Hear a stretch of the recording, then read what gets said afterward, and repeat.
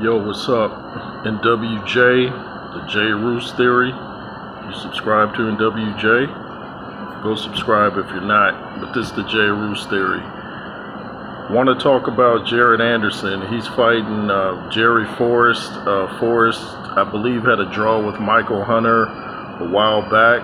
And Jerry Forrest is no dude to sleep on. It'll be a good test for Jared Anderson, but I think Jared Anderson is the future of the heavyweight division, especially in America. He got a lot of props from Tyson Fury, who sparred with him to get ready for his match with his third fight with Deontay Wilder. And you can look at Jared Anderson, his physique. You know, he's 6'4", he's 12-0 and stopped everybody by knockout. He's fast. You know, he calls himself Big Baby, just like Gerald Big Baby Miller. And I think he has a promising future. You know, he looks the part. That's what I like about him. You know, I feel if you're a fighter, you should look the part, you know. How are you going to box and your body doesn't reflect your work? I mean, if you're a boxer, you should look like a boxer.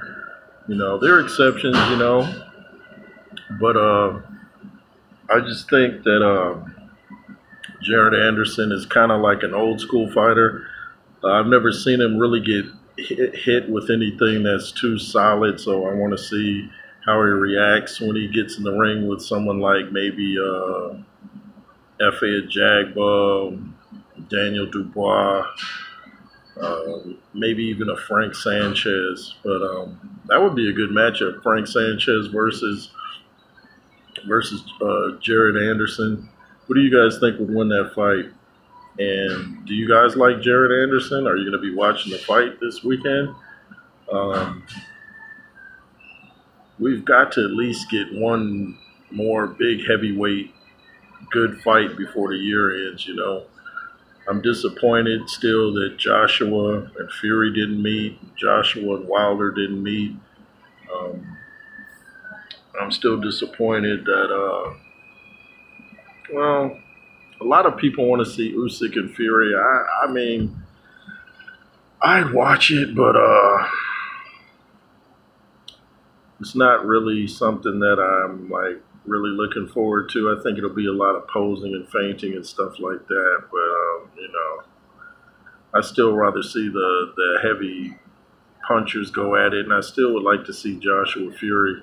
I forget who it was the other day that said Anthony Joshua could stop Tyson Fury, but Tyson Fury had everything it took to stop Anthony Joshua.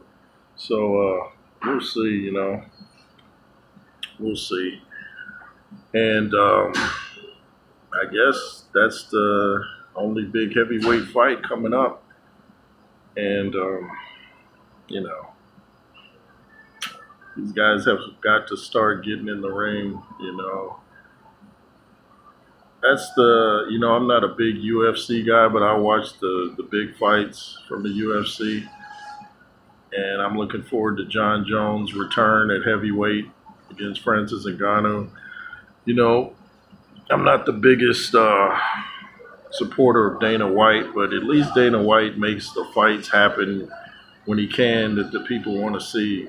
Boxing is just, it gets tiresome waiting and waiting and waiting. And like I said, you know, all the talk about Terrence Crawford and Errol Spence, you know, I was like, I don't even care anymore. If they ever do fight, I'll be like, I might not even watch it. I'll just find out the results. But I don't know. These fights just, the talk just drags and drags and drags and just wears you out. And then everybody's got an opinion on it. And I think both of them are the reason to fight. I'm switching topics now, but I think both of Errol Spence and Terrence Crawford, they're the reason the fight hasn't happened. If they really wanted the fight, they could get the fight made. I don't care who their promoter is. They're the boss. But, you know, back to Jared Anderson.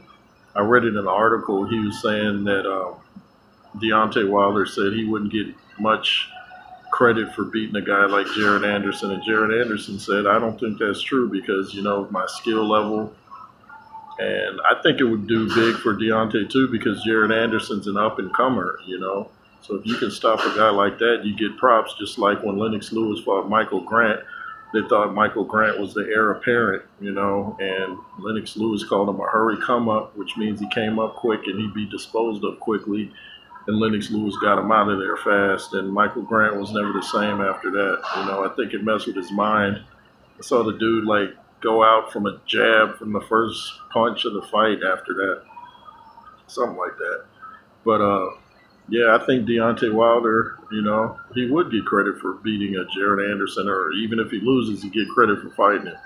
So these big guys have to start mixing it up. We don't want to look back years from now, you know, and look at this era as the era of the Ducks, you know, Daffy and Donald. But because there's a lot of great heavyweights right now. I think this is the most talented crop of heavyweights since the 90s. They just got to start getting in there, you know. That's all you got to do. Fight. If you lose, you lose. You can get a rematch. You can get a 3-fight deal, whatever, but just get in the ring. You know, don't worry about money. Money will come if you do what you're supposed to do. Anyway, this is the J. Roos Theory. LSR forever. The reason I do this. Make sure you comment, share, subscribe. Go subscribe to my other platform in WJ. And be fearless. Yay, yay.